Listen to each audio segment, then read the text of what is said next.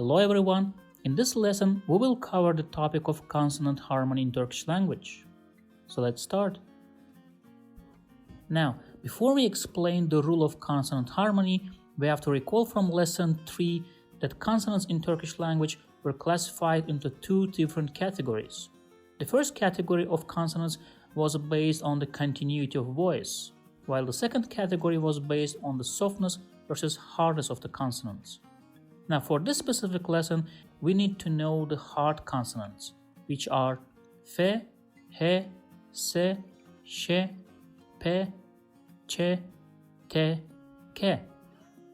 So let's see the consonant harmony rule and why we need to know these hard consonants. The consonant harmony rule specifies that if a word ends in one of the hard consonants and an ending starting with one of the soft consonants is added, then the first letter of the ending has to be converted to its hard counterpart. So in short, if an ending starts with j, d or g, it has to be modified to ç, t or k respectively. That's basically the rule. Let's see some examples. In the first word, the last letter is the hard consonant k, and if we add an ending da to the word, then we have to change the letter d in the ending to t. Therefore, the result will be sokakta. In the word such, the last letter is a hard consonant ç, and if we add an ending dan to the word, then we have to change the letter d in the ending to t. Therefore, the result will be saçtan. In the word korkak, the last letter is again a hard consonant k, and if we add an ending ja to the word, then we have to change the letter j in the ending to ç. Therefore, the result will be korkakça.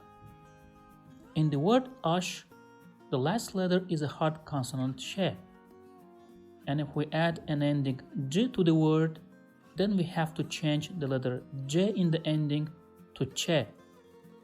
Therefore, the result will be aşçı. In the word unut, which is the root of the verb unutmak without the infinitive ending mak, if we add an ending gan, then we have to change the letter g in the ending to k.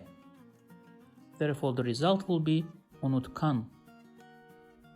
In the word seç, which is the root of the verb seçmek without the infinitive ending mek, if we add an ending gin to the word, then we have again to change the letter g in the ending to k, and therefore the result will be seçkin.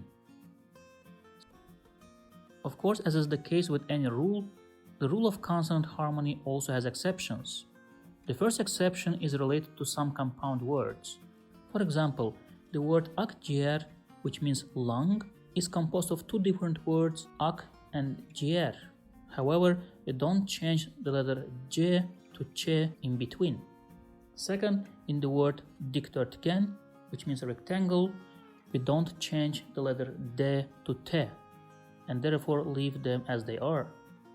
The second exception relates to some mathematical terms. For example, in the words below, üçgen and beşgen, we don't change the letter g in the endings to k, and therefore we leave g as it is. That's basically it to the consonant harmony rule. Let's practice some words before we finish. In the first word taraf, if we add the ending dan to the word, it becomes not tarafdan but taraftan. In the second word mizah, if we add the ending da to the word, it doesn't become mizahda but mizahta. In the third word Rus, if we add the ending ja to the word, it doesn't become Rusca but becomes Rusça. In the word alış, if we add the ending gın to the word, it doesn't become alışgın but alışkın. In the word şarap, if we add the ending da to the word, it doesn't become şarapda but şarapta. In the word ağaç, if we add the ending dan to the word, it doesn't become ağaçdan but ağaçtan. In the word sanat, if we add the ending da to the word, it doesn't become sanatta, but sanatta. Last, in the word ırk, if we add the ending c to the word, it doesn't become ırkçı, but ırkçı. That's it. Congratulations. You now know the consonant harmony rule. See you in the next lessons. If you liked this video, please subscribe to my channel below for more videos on Turkish grammar, vocabulary and pronunciation. Also, if you think this video can benefit somebody else, please share it with them.